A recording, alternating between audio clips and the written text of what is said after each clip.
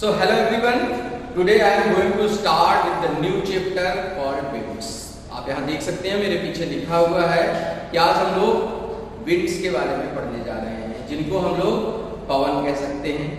तो हमने पहले देखा था कि कैसे हमारे अर्थ सरफेस के ऊपर बहुत सारी प्रेशर बेल्ट्स एग्जिस्ट करती हैं, और जो प्रेशर बेल्ट एग्जिस्ट करती हैं उन्हीं के कारण से एक जगह से दूसरी जगह तक एयर मूव करती है, और वही हॉरिजॉन्टली मूविंग एयर जो होती है उसी को विंड कहा जाता है। So basically because of the existence of different pressure belts over the surface of the earth from polar regions to polar regions means pole, equator, pole, the different pressure belts cause winds to move from one place to another, cause air to move from one place to another, which is called as wind. तो आज हम इस wind chapter के बारे में पढ़ेंगे, देखेंगे कि winds क्या होती हैं, winds कौन कौन सी होती हैं, इन सारी चीजों को देखेंगे। Okay, so you can see here, देख सकते हैं आप यहाँ पर कि winds का मतलब क्या है, the moving air is called as wind, मतलब एयर का एक जगह से दूसरी जगह पर मूव करना ही विंड है। मूव क्यों करती है? प्रेशर डिफरेंस के कारण से, ये हम पहले ही देख चुके हैं। ओके, तो movement of air starts when there are pressure differences in air pressure from one area to another, मतलब कि जब एक जगह से दूसरी जगह के बीच में ग्रेडियंट बनेगा तभी हवा चलेगी, और हमेशा हवा चलती है हाई प्रेशर से लो प्रेशर की तरफ, या उच्च दाब से निम्न दाब की तरफ चलती है, उच्च दाब क्षेत्र से निम्न दाब की तरफ चलती है, निम्न दाब क्षेत्र की तरफ। अब यहाँ पर जब हमने पिछली बार देखा था तो देखा था कि एयर जब मूव करती है, जहां पर लो प्रेशर होता है एयर ऊपर की तरफ राइज होती है, air rises from the low pressure regions. So basically when air rises vertically from low pressure region, the vertically rising air is called as current. नीचे से जब हवा उठती है, कन्वेक्शन का प्रोसेस होता है वहां पर, और इस प्रकार से कन्वेक्शन प्रोसेस के थ्रू कन्वेक्शनल करंट्स का फॉर्मेशन होता है। तो जनरली यही है कि जब नीचे से हवा वर्टिकली ऊपर उठती है तो उसको करंट कहा जाता है। यहाँ पर आप देख सकते हैं लिखा हुआ है, जिसको हिंदी में कहा जाए तो उसको धारा कह सकते हैं। अब विंड्स जो होती है उनका जो काम है वो क्या होता है, सबसे इंपॉर्टेंट चीज होती है जो ये विंड्स चल रही हैं उनका इंपैक्ट क्या होता है एटमॉस्फेयर में, what is role of the moving air. तो यहाँ पर आप देख सकते हैं कि उनका सबसे बड़ा जो रोल होता है वो ट्रांसफर करती हैं, हीट का ट्रांसफर करती हैं। मतलब अगर सोचिए ऐसा हो कि जो कोल्ड रीजन है वहां कंटिन्यूअस कोल्ड कंडीशंस रहें, so what will happen then, the cold region will get cooled and that will reach into super cooled state. ऐसी सुपर कूल्ड स्टेट में पहुंच जाएगा कि फाइनली वहां पर लाइफ पॉसिबल नहीं हो पाएगी। वैसे ही if the warmer regions start getting continuously warmer, और वो वार्म होते ही रहते हैं, किसी भी तरीके से रुकते नहीं हैं, तो क्या होगा कि वो इतने ज्यादा हॉट हो जाएंगे कि वहां पर भी लाइफ का एग्जिस्टेंस मुश्किल हो जाएगा।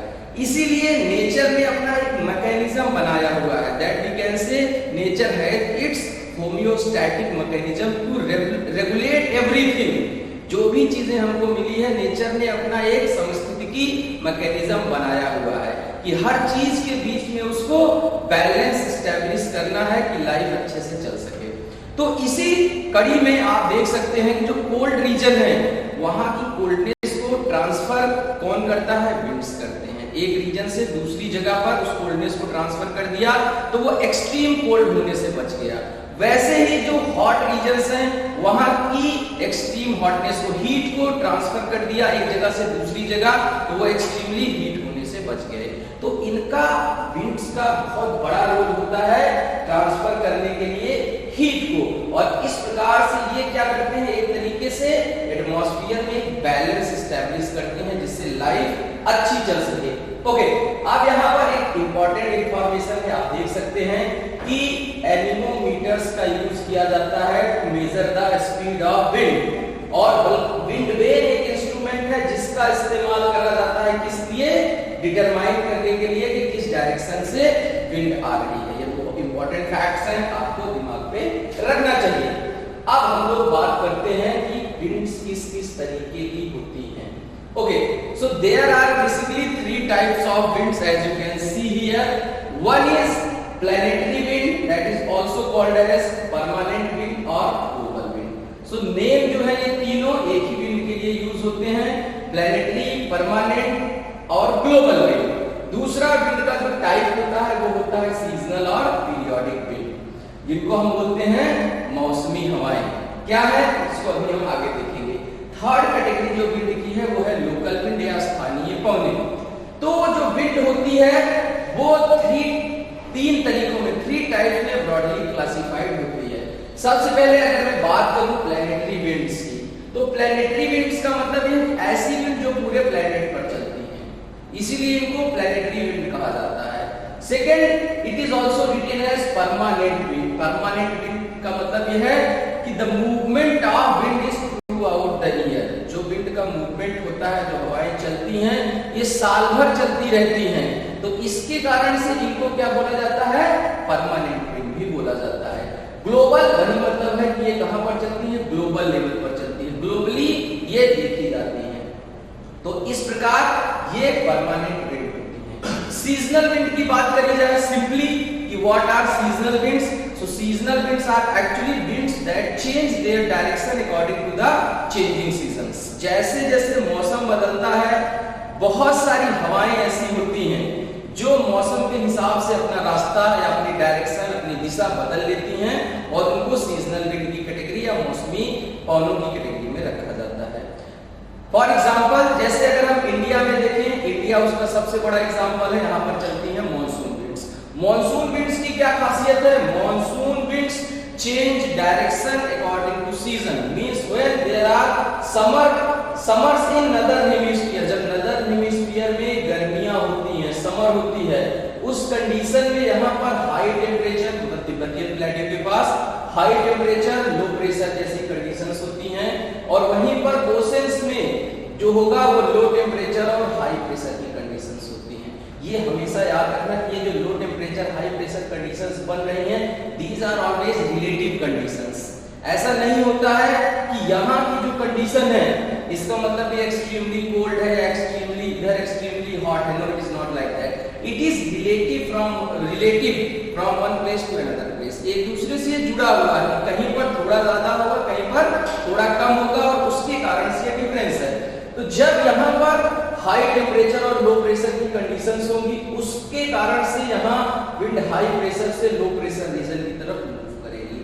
तो गर्मी के समय क्या होता है, आप देखते हो when monsoon arrives in India and other parts of Southeast Asia, South Asia, the wind from ocean rises and it blows towards the landmass, and this is how all the energy of Indian Ocean is released towards the landmass. सारी की सारी जो ऊर्जा होती है यहाँ की, water vapour को लेकर के अपने साथ जाती है, यहाँ पर टकराती है, बर्स्ट करती है, और उस बर्स्ट के करने से यहाँ पर अच्छा खासा मॉनसून आता है। But the situation changes along with the time. Time के साथ सिचुएशन क्या हो जाती है, वो बदल जाती है।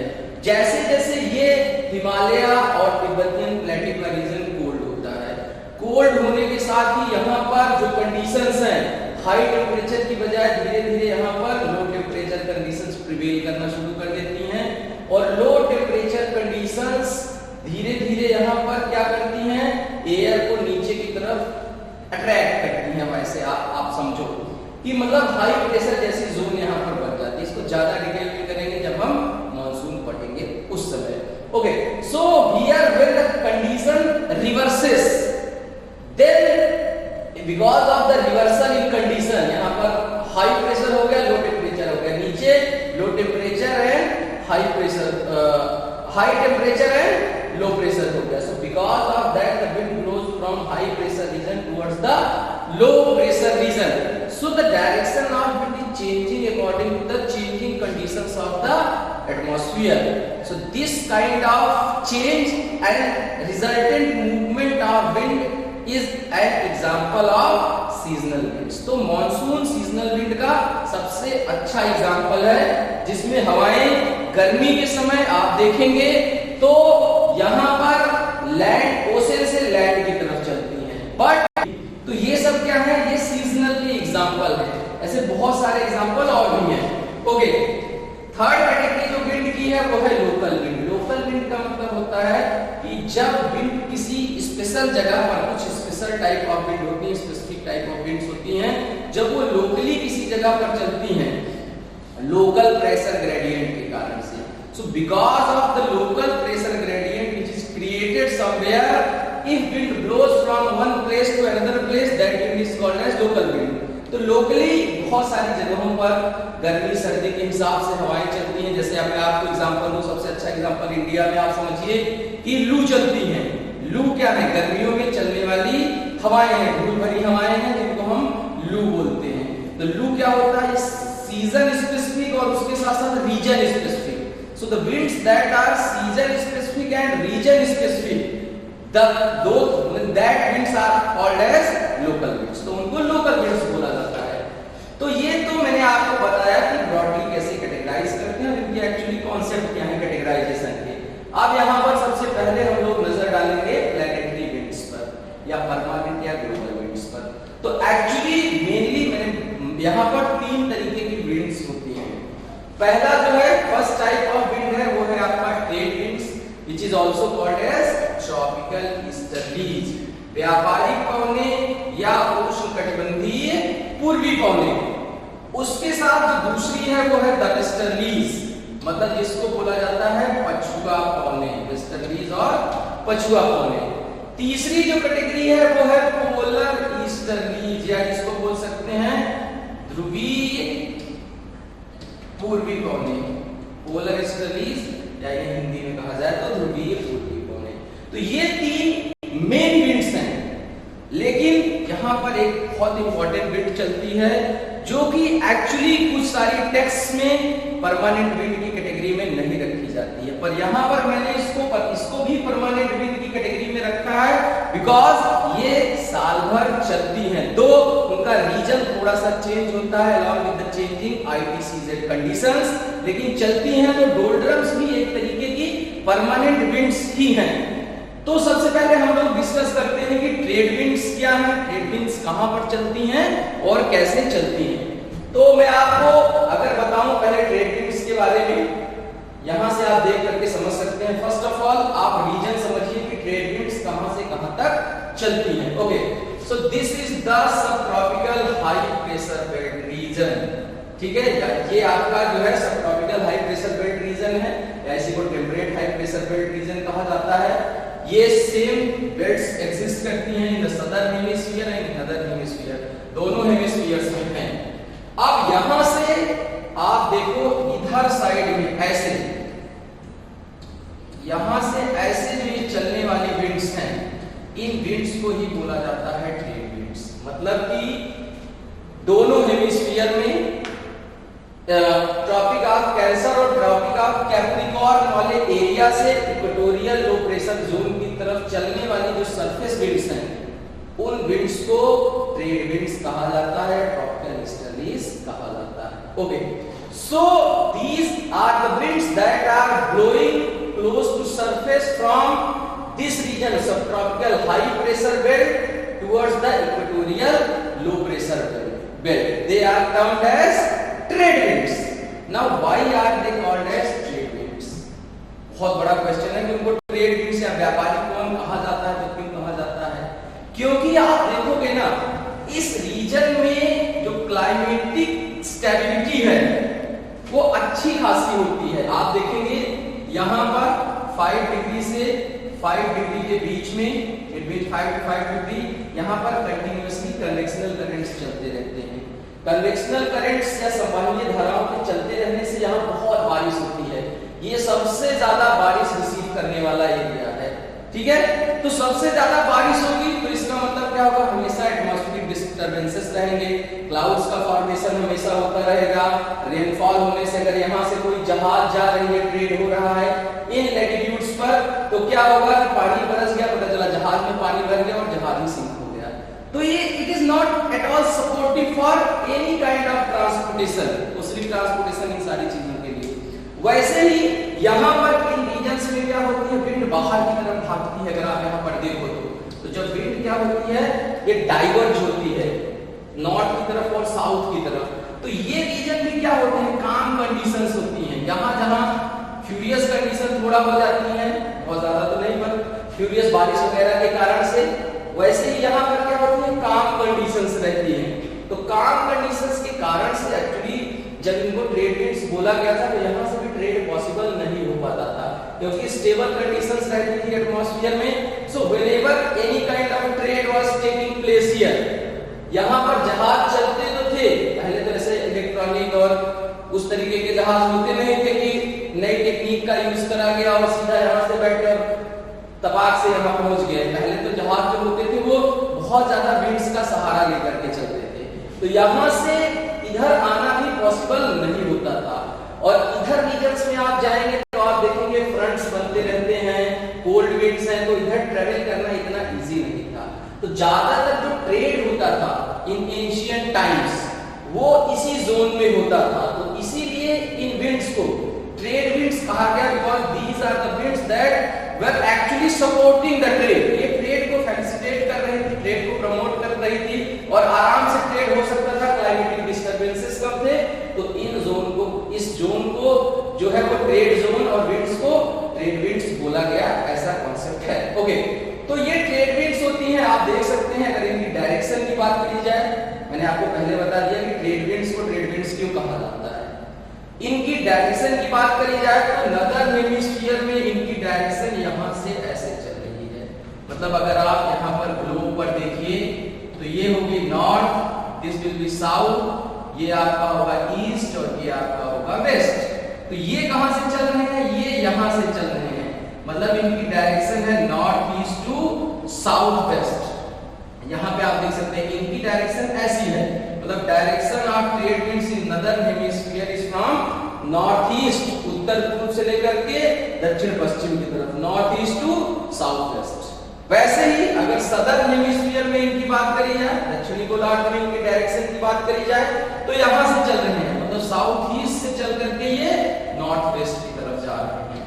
सो they are starting from south west direction and moving towards the south east to north west direction में यहाँ पर ये ऐसे जा रही है।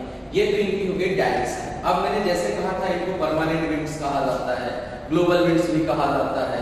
तो इसका मतलब क्या है कि ये साल भर चलती हैं हवाएं, और ये हवाएं जब साल भर चल करके ऐसे आती हैं, ठीक है, यहां से चल करके ये हवा आई, दिस विंड रीच्ड हियर। अब यहां पर क्या होता है, ये हीटिंग जोन है, 5 degree to 5 degree in both hemisphere is actually warmest zone of the globe. ये सबसे वार्मेस्ट जोन है।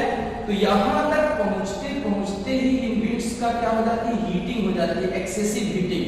तो ये 0 डिग्री पर पहुंच ही नहीं पाते हैं। 5 डिग्री मतलब 10 डिग्री से ही विंड राइज होना शुरू हो जाती है। Wind starts to rise around 10 degrees and when it reaches around 5 degree it is completely warm, और सीधा ही ग्राउंड से ही, मतलब ग्राउंड टच नहीं कर पाती है, ऊपर उठने लगती है। जब ऊपर उठ करके यही विंड्स जाती हैं तो आपस में क्या करती हैं, ट्रेड विंड्स कन्वर्ज इनटू अपर ट्रोपोस्फियर। जो अपर ट्रोपोस्फियर होता है मतलब जमीन से यहां से आई, इधर से आई, और आने के बाद ये 0 डिग्री पर पहुंच नहीं पाई, अगर आप ऐसे समझिए। इसके पहले ही ये हीट होकर के ऊपर की तरफ राइज हो गई, राइज होकर के ऊपर जाकर के कन्वर्जेंस करते हैं। तो जब ये राइज होकर के ऊपर जाकर के कन्वर्जेंस करते हैं तो ऊपर एक कन्वर्जेंस जोन का फॉर्मेशन होता है। So the convergence zone above equator is known as intertropical convergence zone or ITCZ, as you can see here also। ये जो जोन है 5 से 5 डिग्री के बीच की, इस जोन को इंटरट्रॉपिकल कन्वर्जेंस जोन भी बोला जाता है। It is one of the most important zones. ये कहां कभी पूछा जा सकता है आपसे कि what is ITCZ। So ITCZ, intertropical convergence zone, is basically a zone above the equator where trade winds of both hemispheres converge together। ठीक है, तो जब ये ऊपर कन्वर्ज होते हैं, कन्वर्ज होकर के राइज होंगे, कन्वेक्शनल प्रोसेसेस चलेंगे, convectional currents, and after that clouds are formed and there is precipitation in that area, बारिश होगी वहां पर, और इस तरीके से प्रोसेस लगातार चलता रहता है through out the year. That's why because of the continuous formation of cloud, rising of wind, formation of clouds and precipitation, there are evergreen vegetations that are found in these regions, equatorial regions. तो ये बहुत ही अच्छा होता है इस reason के लिए। यहाँ पर ह्यूमिडिटी भी बहुत होती है क्योंकि पानी भी है और उसके साथ साथ टेम्परेचर भी है, तो ये बहुत ही ह्यूमिड रीजन्स होते हैं। ऊपर ITCZ बनता है। अब यहीं पर आती है डोल्ड्रम्स की बात। बहुत लोग पूछते हैं कि डोल्ड्रम्स क्या है। डोल्ड्रम्स क्या होते हैं, यहीं पर जब ऊपर इधर से ट्रेड विंड आई, इधर से ट्रेड विंड आई, ये ऊपर चली गई, 0 डिग्री पे पहुंची ही नहीं, ऊपर कन्वर्जेंस हो गया। अब उसके बाद क्या होता है, नीचे सरफेस के पास बहुत ही काम एंड फीबल विंड्स चलते हैं। तो जो सरफेस के पास यहां पर काम एंड फीबल विंड्स चलते हैं, उन विंड्स को डोल्ड्रम्स बोला जाता है। डोल्ड्रम्स की डायरेक्शन हमेशा उसी डायरेक्शन में होती है जिधर अर्थ रोटेट करती है। ठीक है, तो ऐसे अर्थ रोटेट करती है और डोल्ड्रम्स इधर साइड में वेस्ट से ईस्ट कंटिन्यूअसली मूव करते हैं। So doldrums are basically equatorial calm feeble winds that moves from west towards the east. विषुवत-रेखीय क्षेत्रों में पश्चिम से पूर्व की तरफ धीरे धीरे चलने वाली थोड़ा शीतल हवाएं जो होती हैं, बहुत ठंडी नहीं, हल्की शीतल हवाएं जो होती हैं, उन्हीं को डोल्ड्रम्स कहा जाता है। ओके, सो आई थिंक डोल्ड्रम्स आपको क्लियर हो गया होगा। ट्रेड विंड्स कैसे चलते हैं, चल करके आते हैं और क्यों ट्रेड विंड्स बोले जाते हैं, आपको क्लियर हो गया होगा। इनको ट्रॉपिकल ईस्टर्लीज भी कहा जाता है, मतलब उष्णकटिबंधीय पूर्वी कोने भी कहा जाता है। उसका रीजन ये है क्योंकि ये पूर्व की तरफ से ओरिजिनेट होती है। Please keep this in mind that name of winds is decided from the direction where it is originating. जहां से ओरिजिनेट हो रही है विंड्स, वहां से डिसाइड करा जाता है विंड का नेम। तो इधर से ओरिजिनेट हो रही है, इसलिए इनको ईस्टर्लीज बोला जाता है। So this was all about the trade winds. अब आप देखोगे कि ट्रेड विंड्स के ऊपर दोनों साइड में, मतलब इन द नदर्न हेमिस्फीयर ऊपर, इन द सदर्न हेमिस्फीयर नीचे, जो विंड्स चलते हैं उनको बोला जाता है वेस्टर्लीज या पछुआ पवनी। These are called as westerlies या पछुआ पवनी को बोला जाता है।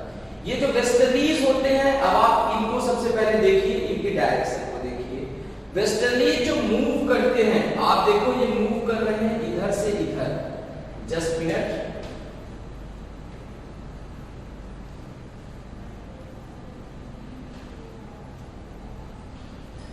ओके, तो आप यहां पर देख सकते हैं कि westerlies are moving from this direction, right. Westerlies are moving from this direction to this direction in the northern hemisphere. That means from south west to north east in northern hemisphere. ये हो गया south west और उसके साथ ही ये हो गया north east. तो in northern hemisphere direction of westerly winds is from south west to north east, and direction of these winds in the southern hemisphere is from northwest to southeast। आप देख सकते हैं ये इस तरीके से चलते हैं, यहां से मतलब इनकी डायरेक्शन ऐसे होगी। So north west to south east direction होगी वेस्टर्लीज की।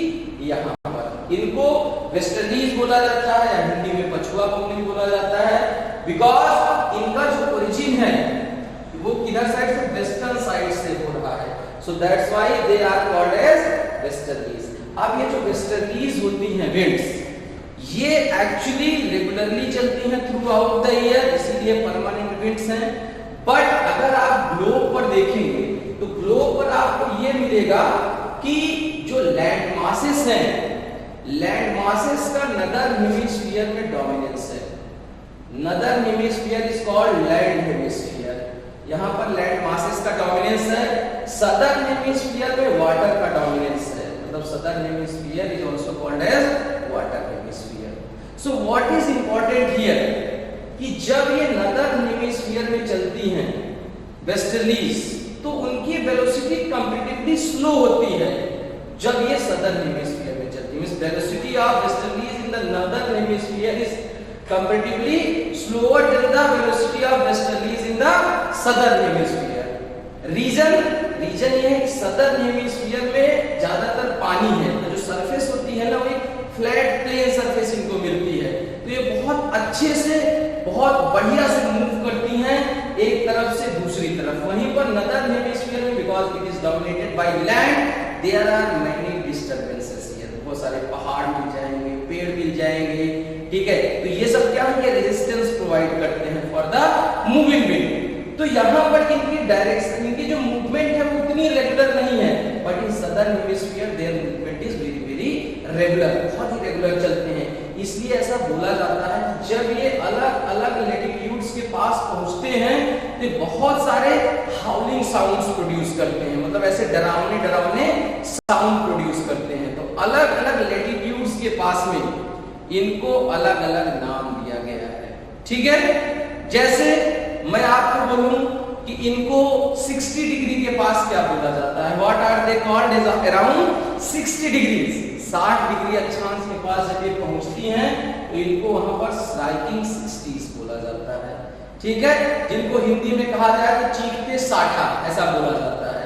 वहीं पर जब ये 50 डिग्री के आसपास होती हैं तो भी ये बहुत तेजी से चलती हैं और पानी के ऊपर से गुजरती हैं, तो ऐसे लगता है कि जैसे कोई बहुत खतरनाक चीज जा रही है, ठीक है। तो इनको फ्यूरियस 50s कहा जाता है, ठीक है। तो ऐसे ही furious 50s, striking 60s and roaring 40s, 40 degree के आसपास इन्हीं को विंड्स को क्या बोला जाता है, रोरिंग 40s, गरजते चालीसा 40 डिग्री के पास रोरिंग 40s, ठीक है। और यहाँ पर प्रचंड 50 50 के आसपास फ्यूरियस 50s और 60 के आसपास इनको बोला जाएगा स्ट्राइकिंग 60s, चीखते साठा। तो ये इंपॉर्टेंट है, ये बहुत ही बार पूछा जाता है कि जो ये चीजें हैं वो क्या हैं, और लोग कंफ्यूज हो जाते हैं कि भाई ये एक्चुअली है क्या। तो these are the name of these winds, this westerly winds, जो वेस्टर्ली विंड का मूवमेंट होता है उन्हीं को कहा जाता है, क्योंकि वो ऐसा ऐसा हाउलिंग साउंड प्रोड्यूस करते हैं। तो ये विंड्स भी जो होते हैं, आप देखोगे ये जो ट्रेड विंड्स होते हैं ये सबसे वार्मेस्ट होते हैं, among all these three global winds they are the warmest, सबसे गर्म होती है ये हवाएं। ये इसके कंपैरिजन में कोल्ड होती है, but it is warmer than the polar easterlies, ये पोलर ईस्टर्लीज से वार्म होते हैं। तो एक तरीके से आप ये भी देख सकते हो कि ये मॉडरेटली वार्म विंड्स हैं, ठीक है। अब जो तीसरी टाइप की विंड है यहाँ पर आप उसको देखो तो आप यहाँ पर समझोगे कि वो है पोलर ईस्टर्लीज, ध्रुवीय पूर्वी पवनी हिंदी में जिनको कहा जाए। तो पोलर ईस्टर्लीज एक्चुअली वो विंड्स हैं जो पोल्स के पास से ओरिजिनेट होती हैं और ओरिजिनेट होकर के यहाँ पर सब पोलर लो प्रेशर रीजन की तरफ मूव करती हैं। तो इनकी डायरेक्शन भी सेम होती है, their direction is same as the direction of trade winds. तो दोनों की डायरेक्शन आप देखोगे नॉर्थ ईस्ट से लेकर के साउथ वेस्ट यहाँ पर हो जाएगी। वैसे ही इधर साइड में अगर उन्हीं विंड्स को आप देखोगे तो उनकी डायरेक्शन जो हो जाएगी वो हो जाएगी साउथ ईस्ट से लेकर के नॉर्थ वेस्ट की तरफ। तो ये डायरेक्शन होती है पोलर विंड्स की। Polar winds are the coldest winds, सबसे ठंडी जो हवाएं चलती हैं वो कौन सी होती हैं, पोलर विंड्स होती हैं। और मैं आपको पहले ही बता चुका हूं कि इधर से पोलर विंड्स जब चलती है और इधर से जब वेस्टर्लीज आते हैं, so polar winds and westerlies converges together somewhere in between 40 to 60 65 40 से लेकर के 65 डिग्री अक्षांश के बीच में, between 40 degree to 65 degree latitudes, the warm westerlies and cold polar easterlies converge together. So when the cold and warm wind converges together, because of that there are temperate cyclones या extra tropical cyclones which are formed in these regions. So please keep this in mind that the temperate cyclones are mostly formed between 40 to 65 degrees where westerlies and cold polar winds converge in both hemisphere. तो दोस्तों यहाँ पर इसी के कारण से जो बारिश होती है, जैसे वो बारिश किस प्रकार की होती है, यहाँ पर साइक्लोनिक रेनफॉल होती है, टेम्परेट साइक्लोन्स बनते हैं बिकॉज ऑफ एयर कन्वर्जेंस, और साइक्लोनिक रेनफॉल यहाँ पर होती है। इक्वेटोरियल रीजन में वहीं पर कन्वेक्शनल रेनफॉल होती है। तो ये बहुत ही इंपॉर्टेंट चीजें हैं। तो ये तो बात हो गई किसकी, तीनों जो ग्लोबल विंड्स हैं उनकी। और ग्लोबल विंड्स बन किसके कारण से रही हैं, because of the existing global pressure belts. जो 7 प्रेशर बेल्ट्स मैंने आपको बताई थी, उन्हीं 7 प्रेशर बेल्ट्स के कारण से ये सारी हवाएं चलती हैं। अब जैसे एक्चुअली आइडियली क्या होना चाहिए, आइडियली ये होना चाहिए कि यहां से अगर एयर चल रही है so it should reach here directly, यहां से चलने वाली हवा को सीधा यहां पे चल करके आना चाहिए। आप देखते हो कि हमेशा हवाओं की डायरेक्शन जो होती है ना वो तिरछी होती है, जिसके लिए एक्चुअली एक फोर्स रिस्पॉन्सिबल होता है। हवाएं हमेशा चल करके आइडियली हवा को यहाँ से चलना चाहिए और सीधा किसी जगह पे पहुंचना है, यहाँ पहुंचना चाहिए, लेकिन हवा किसी एक जगह की हवा दूसरी जगह पहुंचती है, मतलब दूसरी जगह के सामने पहुंचती है, तिरछी होकर के चलती है। What is the basic reason behind this, ये आपको बताना है कि क्या है। मैं आपको टर्मिनोलॉजी दे दे रहा हूँ, इसके लिए जिम्मेदार एक फोर्स होता है, डिफ्लेक्शन फोर्स होता है, विक्षेपण बल जिसे बोलते हैं, उसको कोरियोलिस फोर्स कहा जाता है।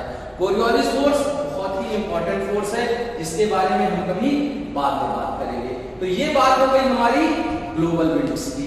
वैसे ही जो और विंड्स हैं उनमें मैंने जैसे पहले ही बताया था सीजनल एंड पीरियोडिक विंड्स थी। तो सीजनल और पीरियोडिक विंड्स में आप देखेंगे सबसे बड़ा एग्जांपल इसका है मॉनसून विंड्स।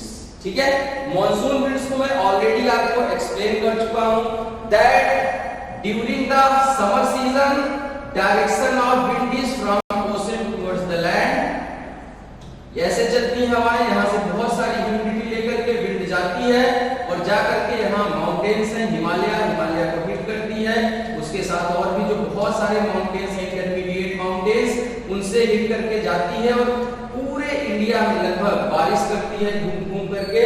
यही होती है मॉनसून विंड्स। और मॉनसून जब वापस आती है, मॉनसून विंड्स वापस आते हैं ड्यूरिंग द विंटर सीजन, तो इसको बोला जाता है रिवर्सिंग मॉनसून। मॉनसून बहुत ही बड़ा फिनोमेना है।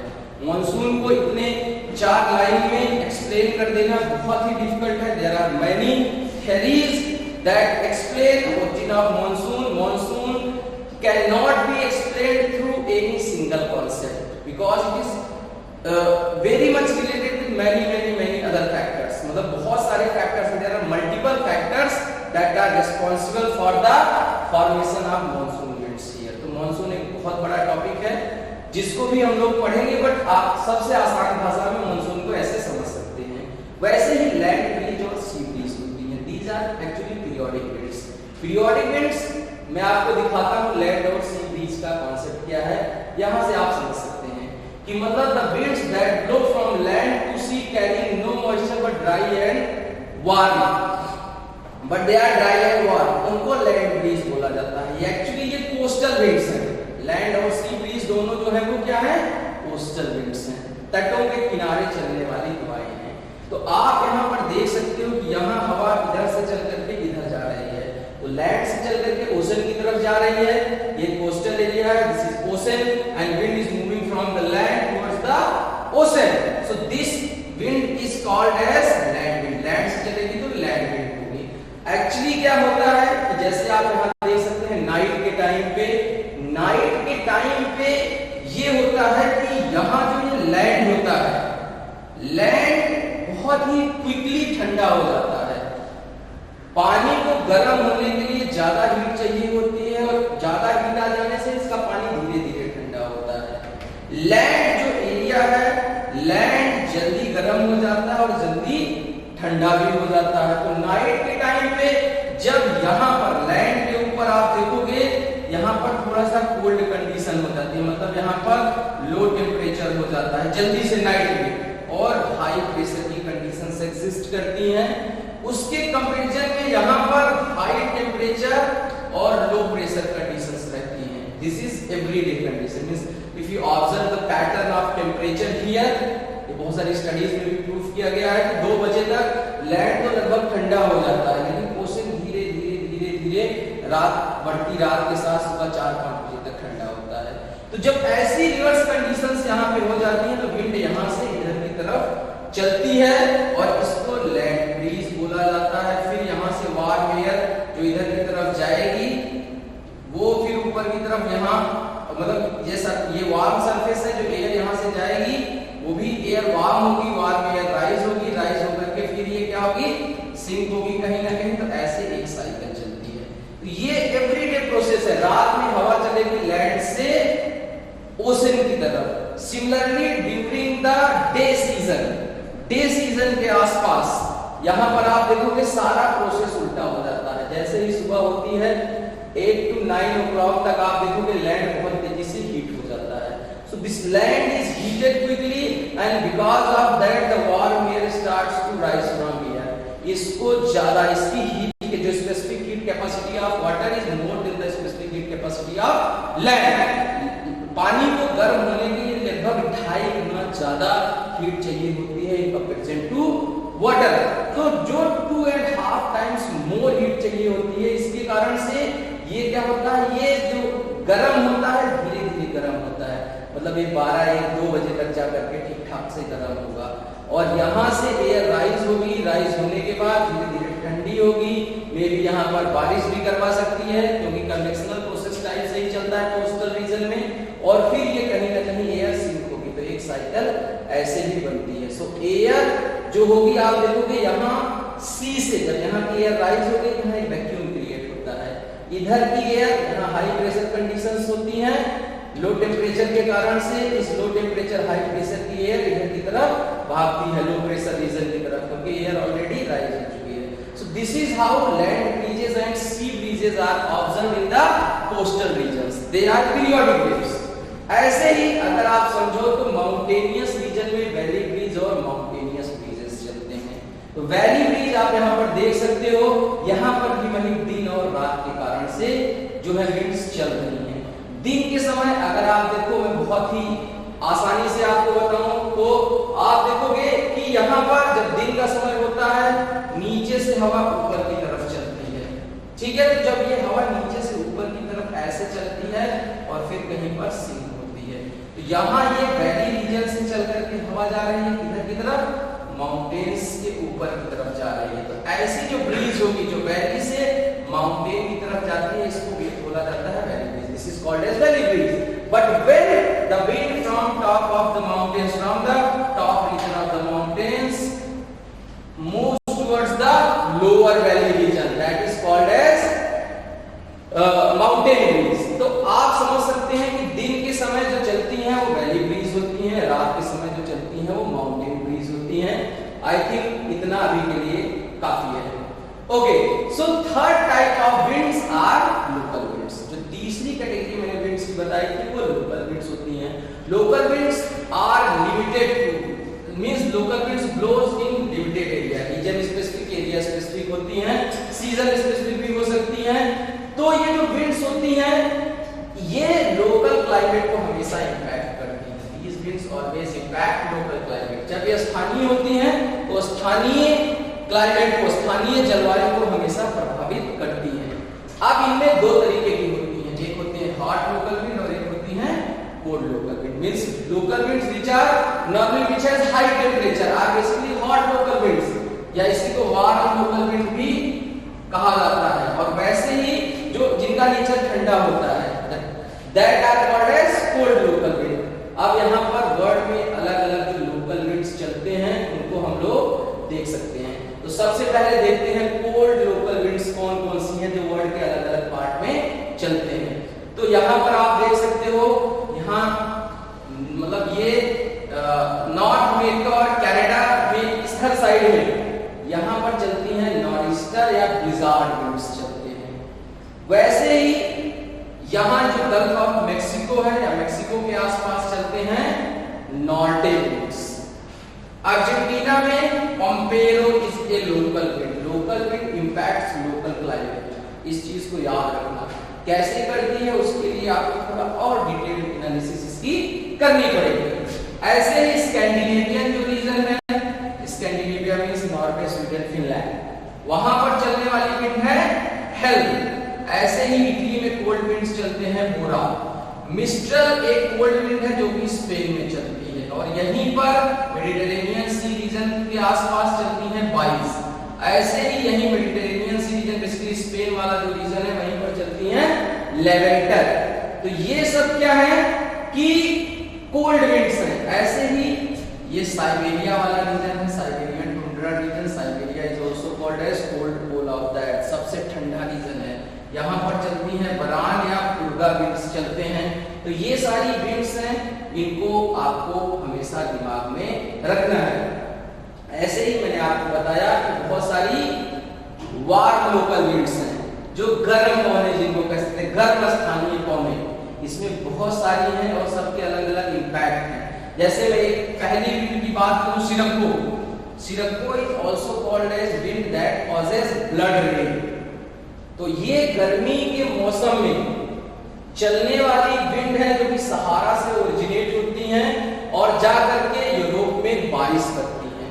तो ये सहारा इज डेजर्ट रीजन, और जब विंड्स चलती हैं, winds when blows from these regions carries dust and sand, अपने साथ डस्ट और सैंड लेकर के जाती हैं, और डस्ट एंड सैंड लेकर के क्रॉस होती है मेडिटेरेनियन सी को। So when the wind crosses Mediterranean sea receives humidity from the Mediterranean water, वहां से वो आर्द्रता लेती है, वाटर इवेपोरेट होकर के विंड में आ जाता है, विंड ऑलरेडी गर्म है, और ये जाकर के इटली में बारिश करती है।